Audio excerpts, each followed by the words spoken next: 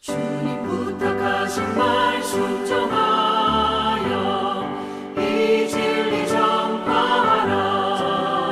산을 넘고 물 건너 힘을 다해 복음의 빛비춰라. 빛의 사자들이여 복음의 빛 비춰라. 죄로운 밤 밝게 비춰라. 빛의 사자들이여 동서남북 어디나 땅끝까지 주님만 의지하고 눈 어두워 못 보는 백성에게 복음의 빛 비춰라. 빛의 사자들이여 복음의 빛 비춰라. 죄로운 밤 밝게 비춰라. 빛의 사자들이여.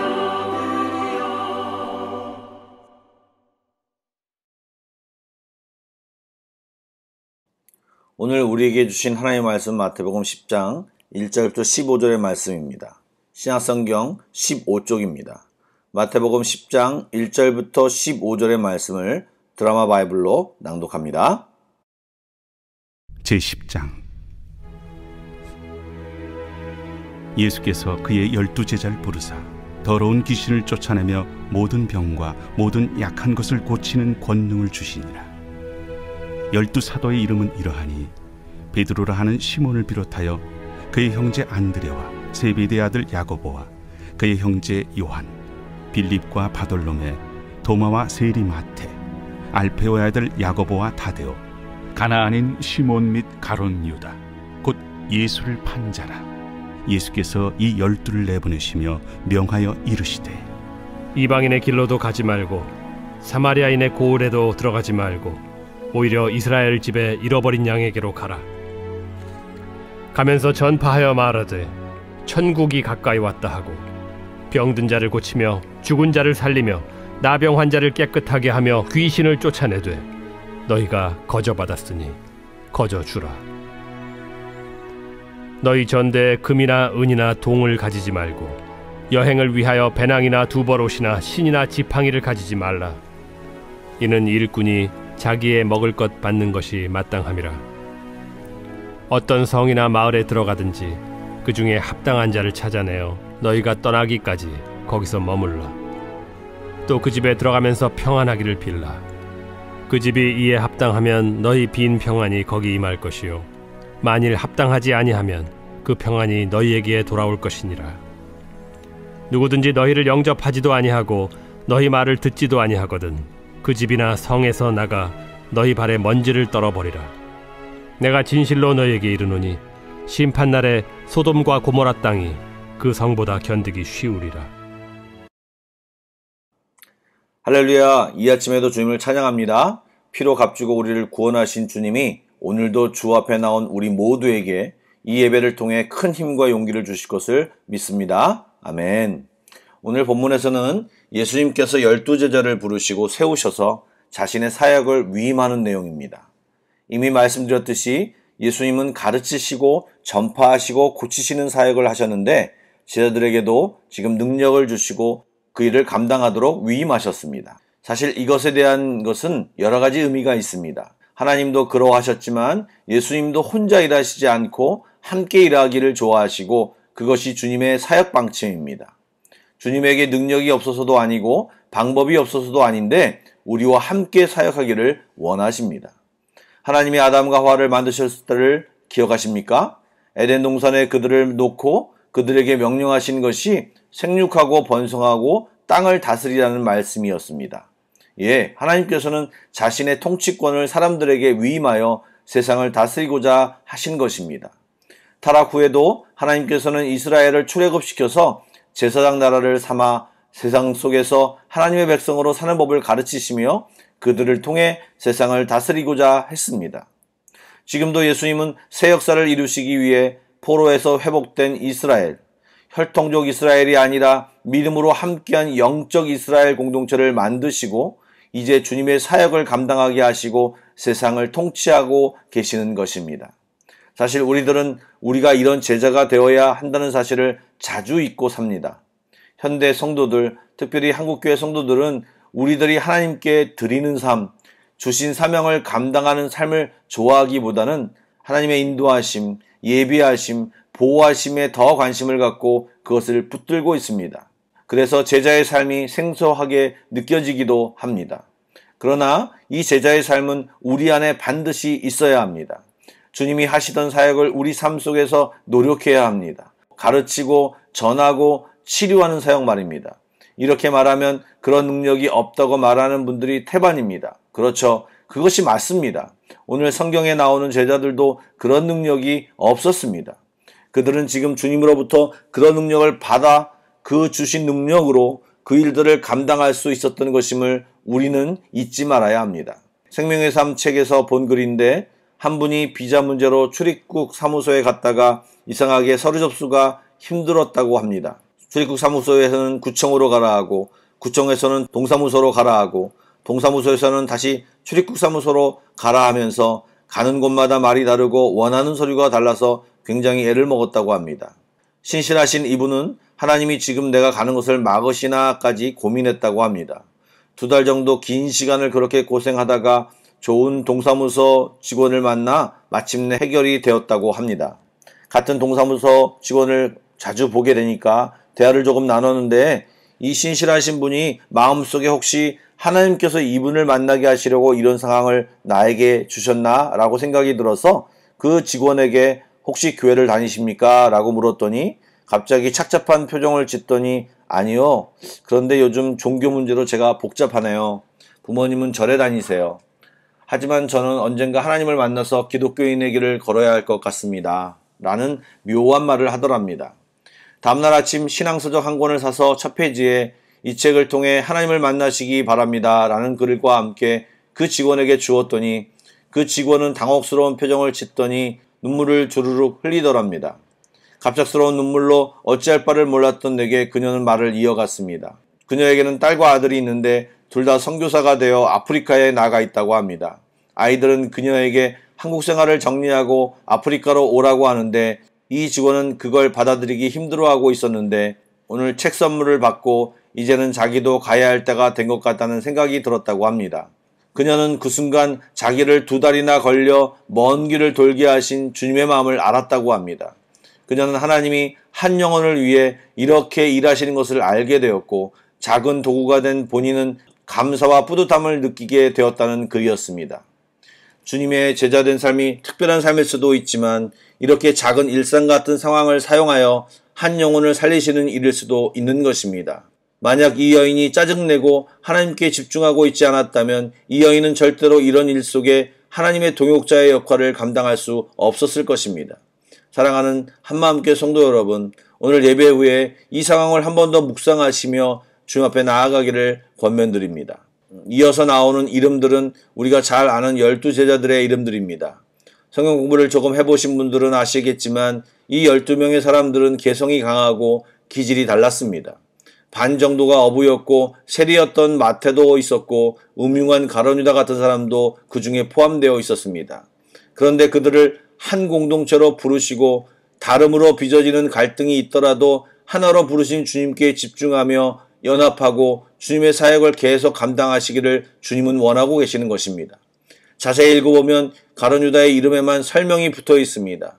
그는 예수님의 제자로 부르심을 받는 엄청난 기회를 얻었지만 그 부르심의 가치를 알지 못하고 결국 실패한 인생을 살게 됨을 우리에게 말하고 있습니다. 이러한 상황은 우리에게 올 수도 있습니다. 제자로 불러주신 은혜가 얼마나 귀한지 깨닫지 못하면 주님의 사역을 동참하기는커녕 주님을 배반할 위험이 있음을 간접적으로 성경을 통해 이야기하고 있는 것입니다. 예수님은 이제 이들을 세상 가운데로 보내시고 계십니다. 아직 훈련도 덜 되었고 더 많이 배워야 하겠지만 주님은 기꺼이 보내십니다. 그리고 그들에게 몇 가지 지침을 이야기하십니다. 그들이 전할 메시지는 천국이 가까이 왔다라는 것입니다. 제자들은 예수님이 하신 대로 그것을 외치고 주님이 하신 대로 하면 되는 것입니다. 왜요? 주님이 그들에게 능력을 부어주셨기 때문입니다. 그런데 여러분, 그것을 생각해 보셨습니까? 예수님처럼 병든 자를 일으키고 귀신을 내어 쫓고 그런 것들을 자신들이 할 수 있다는 사실을 어떻게 알았을까요? 그들 안에 그런 능력이 느껴졌을까요? 언젠가 설교 시간에 들은 이야기입니다. 한 목사님이 홍콩의 한 교회를 방문했다고 합니다. 말씀을 전해달라고 하는 부탁으로 통역을 세우고 말씀을 전했는데 그건 목회자가 한국 목사는 순복음교회처럼 다 치유사역을 하는 줄 알고 설교 후에 기도받기를 원하는 사람을 다 부르더랍니다. 이 목사님은 그런 치유사역의 은사도 없고 갑자기 그런 순서를 만든 그곳 목회자한테 너무 황당한 나머지 아무 말도 못했다고 합니다. 자기 앞에 줄을 선 사람들을 바라보며 마음이 굉장히 답답했는데 갑자기 그런 능력이 내게 나오는 것이 아니지라는 생각을 하며 그냥 손을 얹어 예수 이름으로 기도했다고 합니다. 그런데 그날 수많은 사람들이 치유되었다고 합니다. 여러분, 그런 능력을 주님이 주셨다고 해서 몸에 능력이 차오름이 느껴지고 머리에 뭔가가 생각나고 그런 것이 아닙니다. 그냥 예수님의 말씀에 의지하여 순종하며 그 일을 감당할 때 그런 능력들이 자연스럽게 나타나는 것입니다. 내 능력이 아닙니다. 주님의 이름의 능력이고 주님이 주신 능력입니다. 언제 나타난다고요? 여러분, 순종할 때 나타나는 것입니다.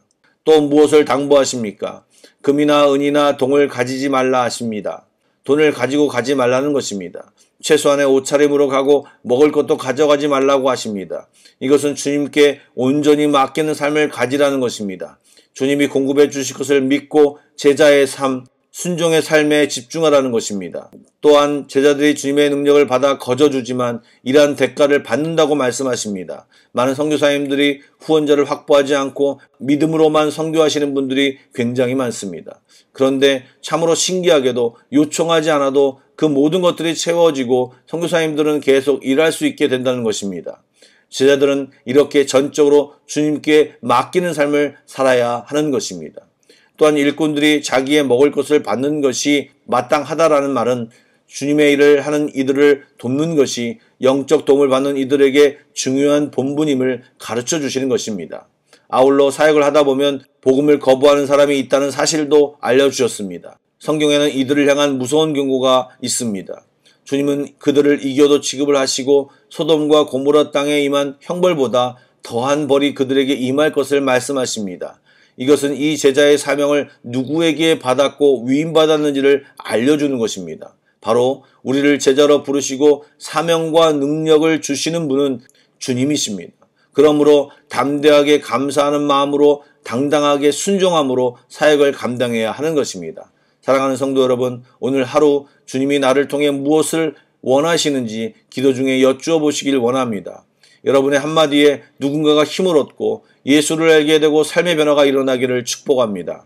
여러분의 어떤 행동 때문에 복음이 전파되고 아픔이 사라지고 주님의 놀라운 일들이 시작되는 계기가 되기를 축복합니다. 모든 일이 크게 시작되는 것이 아닙니다. 작게 시작되는 것입니다. 우리들의 인생을 귀하게 사용하실 주님을 신뢰하고 순종을 통하여 주님이 일하심을 알고 오늘도 주의 말씀에 순종하는 귀한 하루가 되기를 예수의 이름으로 축복합니다. 아멘. 기도하시겠습니다. 사랑의 주님, 저희들이 제자라는 사실을 잊지 않게 해주시고 그 사명을 잘 감당하게 하여 주옵소서. 아울러 저희도 훈련시켜 주시고 주의 말씀으로 주의 능력으로 무장하게 하여 주옵소서. 세월이 지났는데도 여전히 어린아이 같은 신앙인으로 있지 않게 하여 주시고 성장하게 하여 주셔서 주님의 귀한 제자의 삶을 살게 하여 주시옵소서. 그렇게 하실 주님을 기대합니다. 예수님의 이름으로 기도드립니다. 아멘. 계속해서 찬양곡을 묵상하시고 합심기도와 개인기도로 나아가겠습니다.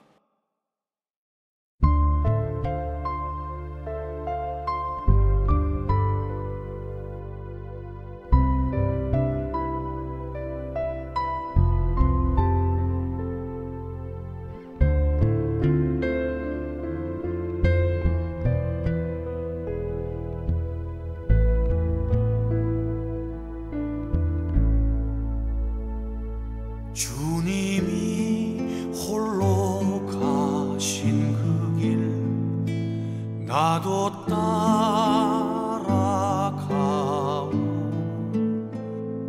모든 물과 피를 흘리신 그 길을 나도 가오.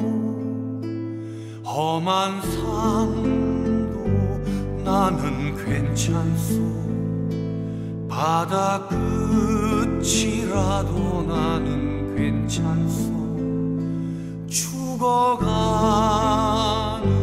저들을 위해 나를 버리길 바라오. 아버지 나를 보내주오. 나는 달려가겠소.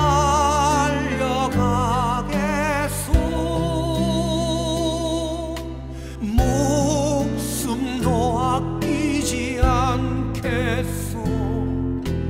나를 보내주오.